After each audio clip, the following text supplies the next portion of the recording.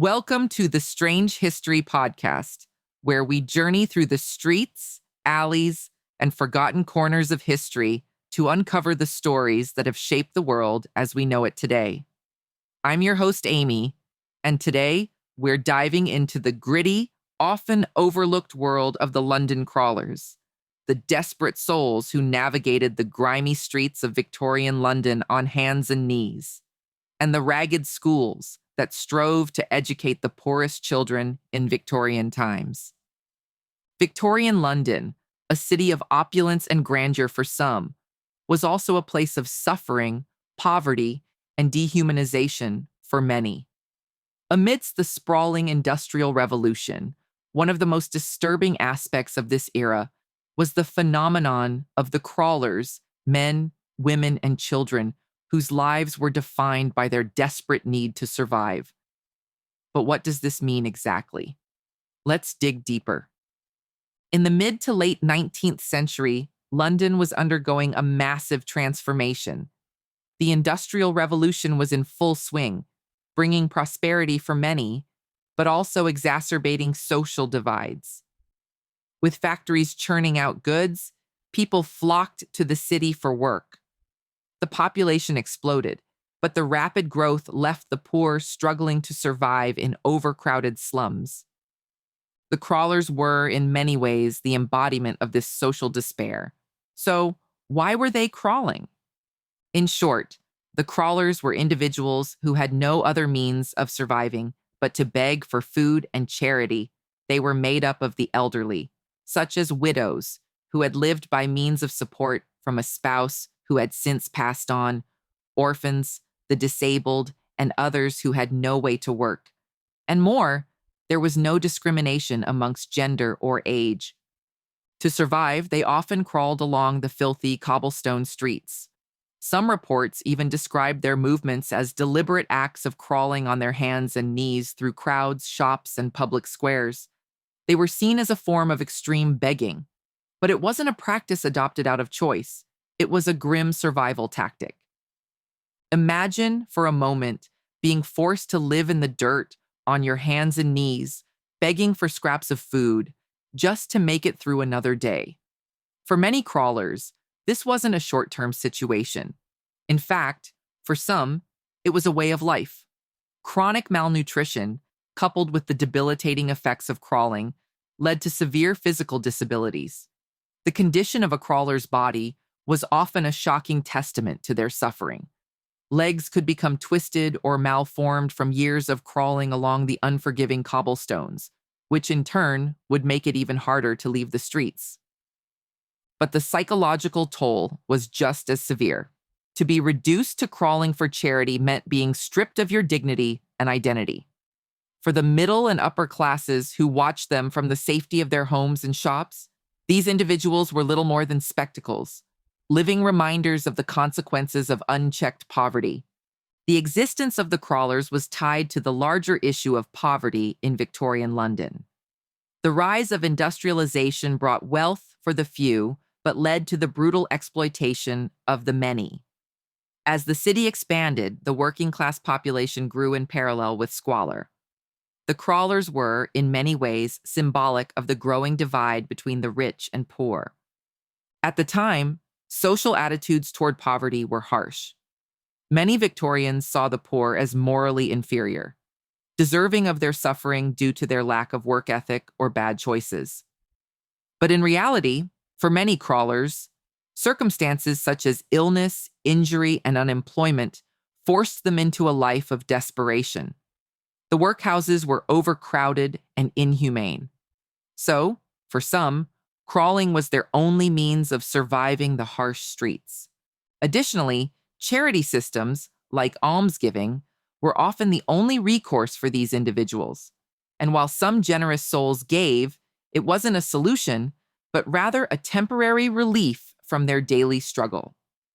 What makes the crawlers so fascinating is not only their plight, but also how they reflect a much larger conversation about Victorian society's perception of class, morality, and the treatment of the vulnerable. The fact that these crawlers were seen crawling across London's great streets begs a question.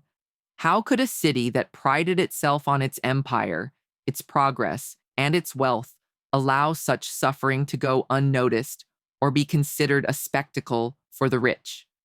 The crawlers didn't go unnoticed by the public. In fact, they became part of the popular imagination. Newspapers and journals of the time reported on their existence, sometimes sensationalizing their condition, playing into the growing moral panic about urban poverty. These articles would sometimes describe crawlers in a tone that both reflected pity and disdain. They were curiosities in some ways, providing an unsettling image of poverty that people could view from a safe distance. However, it's important to note that not all depictions were negative. Some journalists, reformers, and social activists saw the crawlers as a tragic reflection of the systemic problems of the time, calling attention to the need for social reform and better treatment of the poor. Social reformers such as Charles Dickens, who famously depicted the harsh conditions of London's poor in works like Oliver Twist and Hard Times, used their platforms to advocate for the less fortunate. And yet, despite these voices, the problem of extreme poverty continued to grow as the gap between the wealthy and the poor widened throughout the century. So, when did the crawlers begin to disappear? By the end of the 19th century, changes in social policies, improved public health, and the advent of more systematic charity work helped reduce the need for such extreme forms of begging. The introduction of government programs, though still imperfect, started to address some of the root causes of poverty.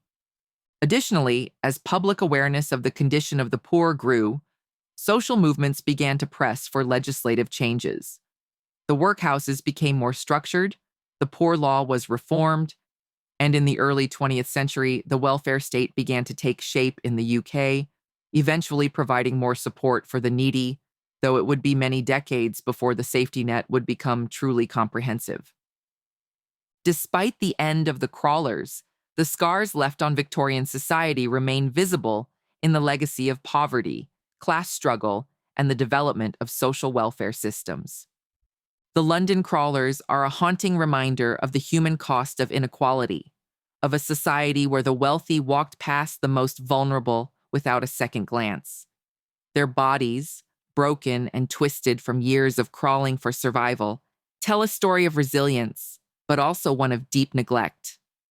As we move forward, it's worth remembering their story not just as a piece of history, but as a call to action. The crawlers were not simply people begging on the streets, they were victims of a system that failed them. Their story, though tragic, offers an important lesson in the power of social reform, the need for compassion, and the long road toward equality. Now let's delve into the often overlooked history of the Ragged Schools, a movement that provided hope, opportunity, and education to the poorest children in Victorian England. These schools, born from the social and economic upheavals of the Industrial Revolution, marked the beginning of an education system accessible to all, regardless of class. So, what were these Ragged Schools, and why did they matter so much? Let's step back in time and find out. The early to mid-1800s was a period of massive change in Britain. The Industrial Revolution was in full swing, transforming cities like London, Manchester, and Birmingham into bustling hubs of production. But this rapid industrial growth also came with a dark underbelly: massive poverty, overcrowded slums, and a growing divide between the wealthy elite and the working class.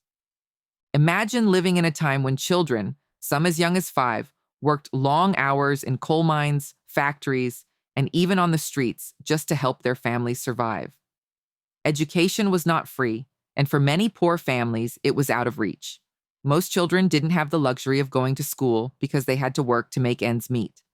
But some people began to realize that something had to be done. These children, after all, weren't just the future of the workforce. They were the future of the nation. That realization led to the birth of the Ragged Schools. Ragged Schools were charity-funded schools set up in the most impoverished neighborhoods of Victorian cities, offering free education to children who could not afford to attend regular schools. The term ragged referred to the state of the children themselves, often dressed in ragged clothes, malnourished, and unkempt. They were the forgotten children of the streets, but the ragged schools offered them a chance to break the cycle of poverty. The schools were founded and run by charitable organizations, religious groups, and philanthropists who saw education as the key to lifting these children out of their grim circumstances. Though they were not formal institutions in the modern sense, they became vital hubs for social change. The curriculum at Ragged Schools was straightforward, often limited to the basics: reading, writing, and arithmetic. The idea was to give these children the fundamental tools they needed to survive and hopefully thrive in an industrialized society.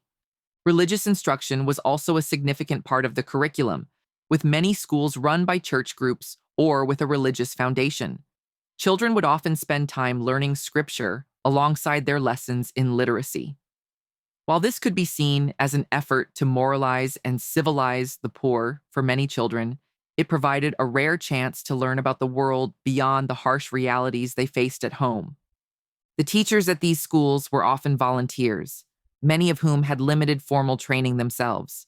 Despite this, they played a pivotal role in helping these children read, write, and understand the world in a way that could change their futures. The conditions in which these schools operated were far from ideal. They were often overcrowded, with classes of up to 100 children crammed into small, poorly maintained rooms. Many ragged schools were housed in former warehouses or churches, and heating, sanitation, and proper ventilation were rare. The children who attended often came directly from the streets, hungry, tired, and sometimes ill. They weren't always in the best mental or physical state to focus on lessons, and some had little interest in school at all, since they had been working for most of their young lives. But despite these challenges, the schools offered something invaluable: hope. You see, while the education was rudimentary, the very act of providing these children with a place to go, a chance to learn, and a glimpse of a different world was revolutionary. It wasn't just about reading and writing, it was about giving these children an opportunity to change the trajectory of their lives. One of the most famous figures to be involved in the Ragged Schools movement was Thomas Barnardo, a social reformer whose work would go on to have a lasting impact. Barnardo opened his first ragged school in the East End of London in 1867, and through his efforts, he would later establish the famous Barnardo's Homes, which provided shelter, education, and care for thousands of orphaned and abandoned children. Barnardo believed that every child, no matter their background or circumstances, had the right to an education. His work helped to raise awareness about the conditions of poor children and played a pivotal role in the growing public support for educational reform. Charles Dickens visited the Field Lane Ragged School in 1843, which inspired him to write A Christmas Carol. Now, you might be wondering, were these schools really that important? After all, they were only offering a very basic education, and many children couldn't go beyond what was taught in those cramped classrooms. But here's the thing: they laid the groundwork for a broader movement in education. Before the Ragged Schools, there was no free public education. If you were poor, the idea of attending school was a distant dream, something for the children of the wealthy. The Ragged Schools were one of the first places that offered education to everyone, regardless of their social standing. While the Ragged Schools were far from perfect, they played a crucial role in the social reform movement of the 19th century. They helped to push the idea that education should be a right, not a privilege, and they helped build momentum for the eventual Elementary Education Act of 1870, a landmark law that established compulsory elementary education in England. By the 1870s, the success of the Ragged Schools contributed to major changes in British education. The movement didn't end with the Ragged Schools, but they were an important stepping stone in the fight for universal education. The act of charitable giving, which fueled the Ragged Schools, also highlighted the growing role of social responsibility in tackling inequality. The school movement showed that even small acts of kindness, donating money or time, could create lasting change. And let's not forget the children who passed through these doors. Many of them went on to lead better lives than they would have otherwise. For some, the education they received at a ragged school was the key to escaping the factories, finding jobs, and living healthier, more stable lives. So the ragged schools may not be a well-known chapter in history, but their story is an important one. They were places of hope for thousands of children, where the possibility of education offered the chance to break free from the harsh grip of poverty. They remind us that education is not just about books and classrooms. It's about opportunity, dignity, and the potential for a better future. And while the ragged schools no longer exist, their legacy lives on in the modern educational system we sometimes take for granted. I hope this glimpse into the lives of the London crawlers and the ragged schools has given you a new perspective on the darker side of Victorian history. Until next time, keep asking questions, keep seeking the untold stories, and never forget that history is always with us, waiting to be uncovered.